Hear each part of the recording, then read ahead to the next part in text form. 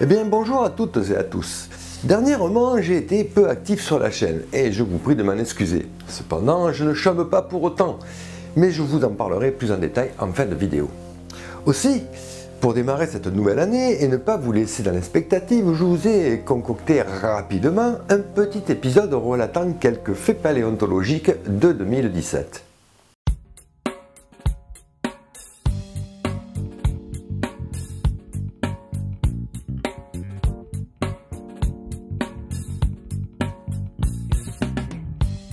Alors commençons par un peu de botanique.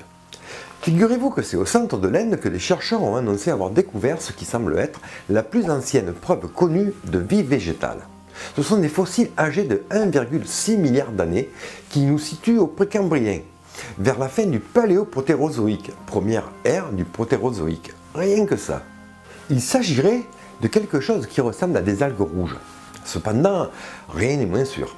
En raison de ce grand âge, l'ADN est inexistant.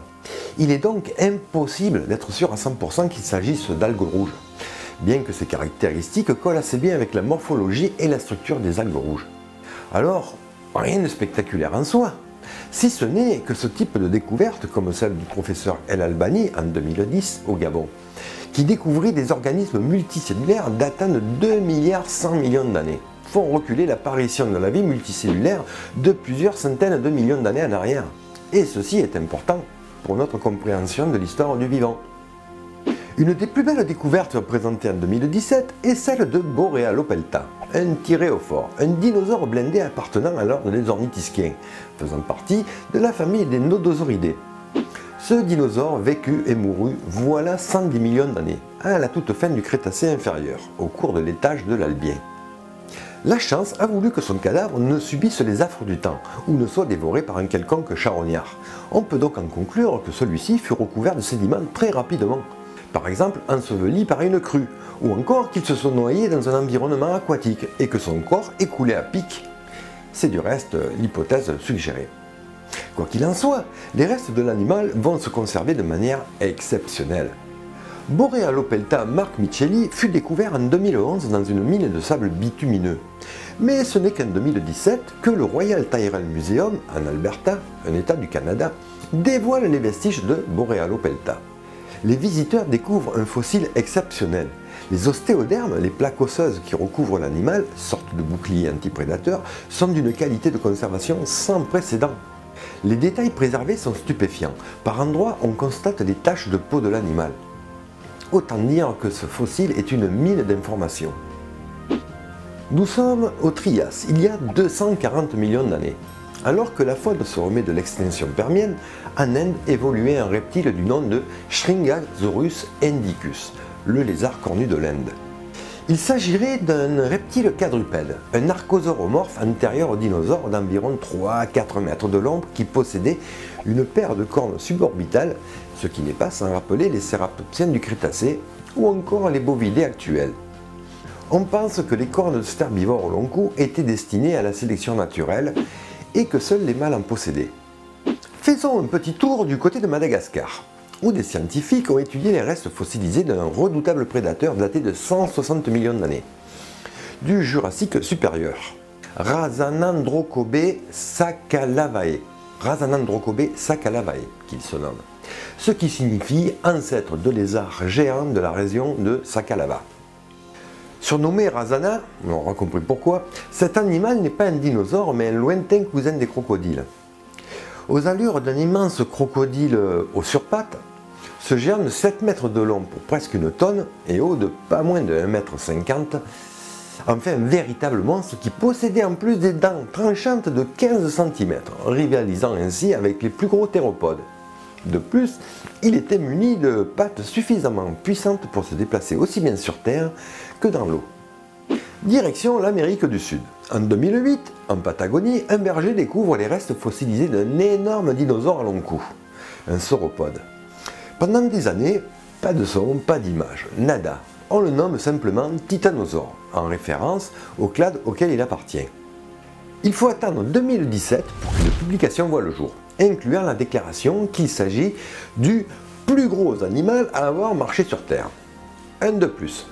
L'animal est un cousin de l'Argentinosaurus. Il est baptisé Patagotitan majorum, un sauropode de 37 mètres de long pour un poids estimé de 70 tonnes. Pour le fun, sachez qu'à l'instar de Jurassic Park, on a découvert dans de l'ambre non pas un moustique, mais une tique. Une tique âgée de 99 millions d'années et gavée de sang. Sang de dinosaure? Impossible de savoir. Une fois de plus, l'ADN est dégradé. Mais le parasite semble être accroché à une plume de dinosaure. Et en parlant de tique, une autre a été découverte en République dominicaine, plus jeune celle-ci. Une jeunette seulement âgée de 20 millions d'années. Comme la précédente, elle est gavée de sang. Mais cette fois-ci, il s'agit de sang de mammifères. Et selon l'emplacement géographique, il semblerait qu'il s'agisse de sang de primates. Et en parlant de primates, venons-en à Homo naledi. Les fossiles de celui-ci, et ils sont nombreux, 1500 ossements pour 15 individus. Ils furent découverts en 2015 dans la grotte de Rising Star, en Afrique du Sud.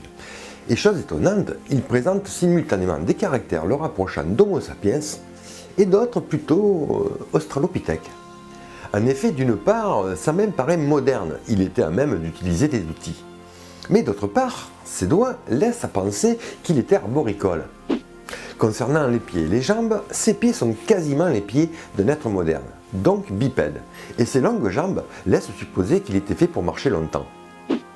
Ses dents, elles sont petites et fines, ce qui laisse penser qu'il était plutôt omnivore. Quant à son crâne, bien que très petit, il possède une morphologie très semblable à celle du genre Homo. Alors, Australopithèque ou Homo? À la vue des mains et des pieds relativement modernes, le découvreur, Lee Rogerberger, un paléoanthropologue américain, classe Homo naledi dans le genre Homo. Mais ça ne fait pas l'unanimité dans la communauté scientifique. En effet, certains paléoanthropologues n'adhèrent pas à cette classification. À l'image d'Ivo Coppens, le découvreur de Australopithecus afarensis, la fameuse Lucie, qui estime que la petitesse de son crâne ne peut correspondre à la lignée des hominidés. Il nous fallait donc attendre une datation, car les supputations allaient bon train, de moins 100 000 ans jusqu'à moins 2,5 millions d'années pour certains, faisant d'Homo naledi un fossile charnière entre les australopithèques et le genre Homo. Et c'est donc en 2017 que la datation tant attendue est révélée. Le verdict tombe, et malgré ses caractéristiques primitives, Homo naledi est daté entre 200 et 300 000 ans. On est loin, mais alors très loin des 2 millions d'années avancées auparavant. 300 000 ans. Voilà qui me fait une transition toute faite pour vous parler de nous. Entendez, Homo sapiens. En effet, jusqu'alors, les plus vieux fossiles découverts d'Homo sapiens dataient de quelques 200 000 ans.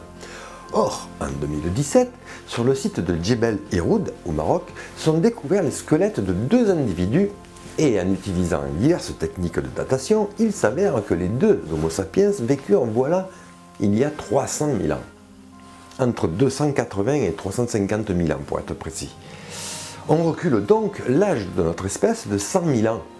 Un tout petit rien à l'échelle géologique, mais un sacré laps de temps pour notre espèce. Et puisque nous en sommes à parler de notre lignée, en 2017, une petite bombe vite désamorcée est publiée. L'Europe, berceau de l'humanité, avec des gros guillemets. À ce jour, le plus vieil hominidé est daté de 7 millions d'années environ. Il s'agit de Sahelanthropus tchadensis, surnommé affectueusement Toumaï. Et comme son nom l'indique, ce dernier fut découvert au Tchad, par le paléoanthropologue français Michel Brunet et son équipe, qui lors d'une campagne de fouilles en juillet 2001 découvrirent un crâne quasiment complet. Au passage, cette découverte vient quelque peu écorner la théorie de l'East Side de notre Ivo Coppens national. Mais voilà que quelques chercheurs sèment le trouble annonçant avoir daté des fossiles d'hominidés datant de plus de 7 millions d'années. Et ce, en Europe. Il s'agit de Grecopithecus, un genre de grand primate de la fin du Miocène dont le fossile, une mandibule et quelques restes de dents furent découverts en Grèce, près d'Athènes en 1944. Le Miocène étant la première période du Néogène. Alors les chercheurs suggèrent que Grecopithecus serait un hominidé ascendant du genre Homo, mais pas des chimpanzés. Mais bon, rapidement, tout ceci s'avère être une interprétation basée sur du matériel inadéquat et mal préservé. La communauté scientifique estime quant à elle que ces résultats ne sont pas concluants. On ne plaisante pas avec les origines de notre espèce. Autre chose, en 2017, un groupe de chercheurs jette un pavé dans la mare de la phylogénie. Il y a plus de 100 ans fut mis en place l'arbre phylogénétique, divisant les dinosaures en deux grands ordres, les ornithischiens, reconnaissables à leur bassin dit d'oiseaux, et les saurischiens, avec leur bassin dit de reptiles. Alors pour faire simple, les saurischiens sont composés de deux grands groupes. Le premier groupe comportant les théropodes, en majorité carnivores, et les sauropodomorphes, dont font partie les immenses dinosaures herbivores à long cou, les sauropodes. Et le second groupe, les ornithischiens, qui sont divisés en trois groupes, les marginocéphales, les thyréophores et les ornithopodes.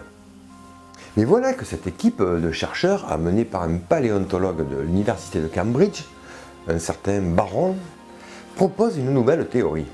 Selon leurs recherches, de longues recherches, puisqu'ils ont étudié un très grand nombre de genres et leurs caractéristiques, du style la taille du crâne, la taille du fémur, puis le ratio entre le crâne et le fémur, bref, ce genre de choses.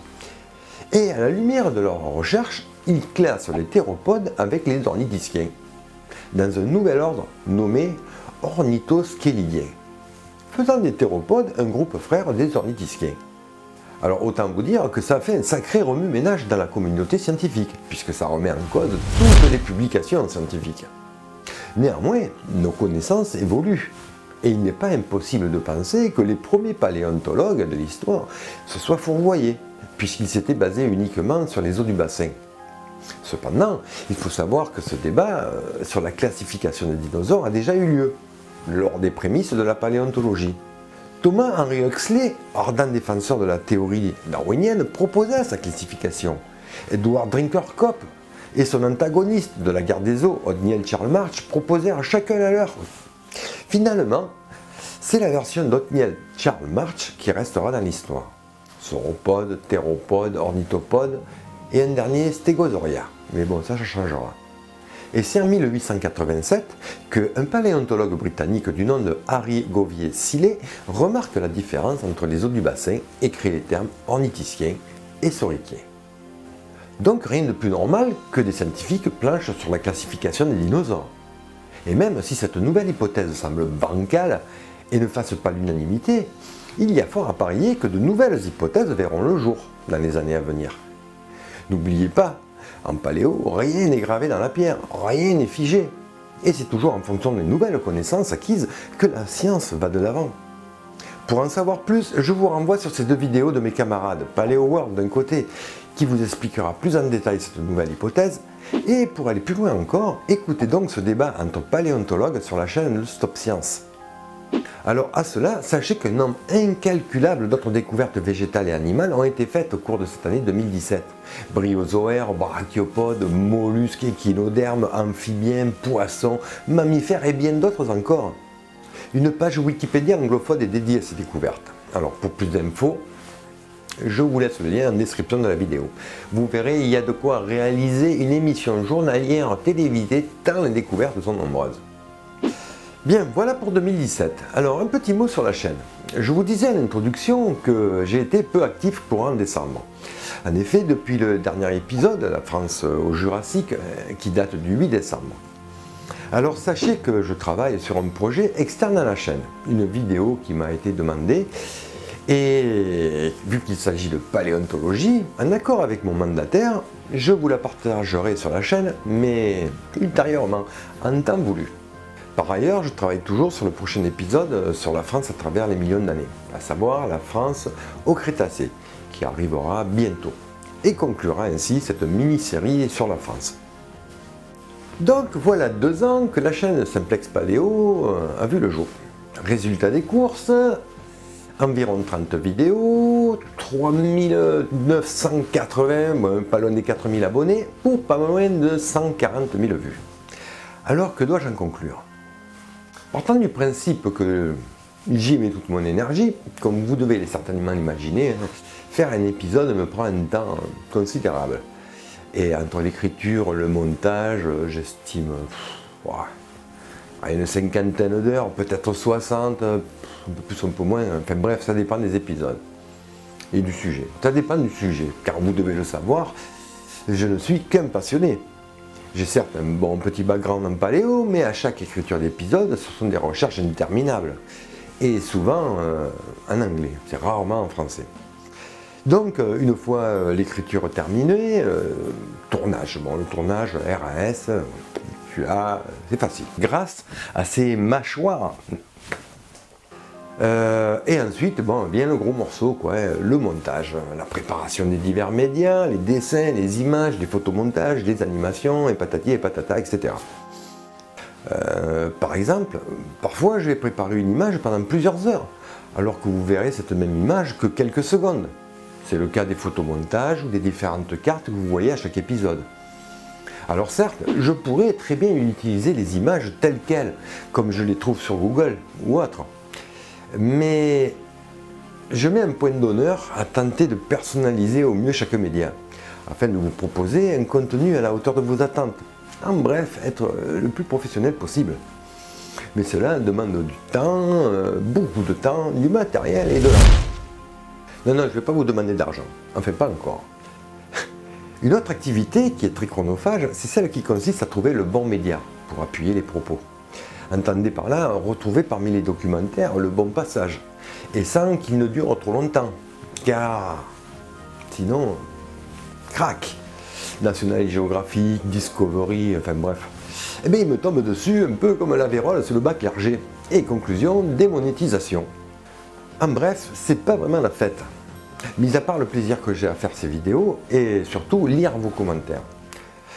Du reste, je serais curieux d'avoir vos retours sur la chaîne, vos avis, voire même des suggestions, des sujets que vous voudriez que j'aborde, ce genre de choses. Donc je vous encourage à vous exprimer dans les commentaires. Du reste, pour répondre à une question qui m'est souvent posée, oui, nous aborderons le Cénozoïque. Patience, s'il vous plaît, patience, on y arrivera. Alors à propos de vous, je ne sais pas comment ça se passe pour les autres vidéastes, mais en ce qui me concerne, je suis comblé. Vous êtes vraiment super. Je ne vois que de l'enthousiasme et de la gratitude dans les commentaires. Ça me fait vraiment chaud au cœur. Honnêtement, c'est très gratifiant. Alors, pour le moment, je réponds à tous les commentaires. Aussi, ne m'en veuillez pas si dans un futur proche, je ne vous réponds plus systématiquement, car ça aussi, c'est chronophage. Et je dois donc faire un choix. Mais soyez certains que je continuerai à lire tous vos commentaires, car au jour d'aujourd'hui, ils sont mon moteur. Sans compter ceux qui franchissent le cap et me soutiennent sur Tipeee. Ce n'est pas énorme, mais le geste, le principe, bref, merci, vraiment merci, ça me touche beaucoup. Cela m'a permis de réduire ma liste d'achat Amazon de quelques objets, comme un nouveau micro-cravate de meilleure qualité ou un disque dur SSD qui me facilite grandement le montage.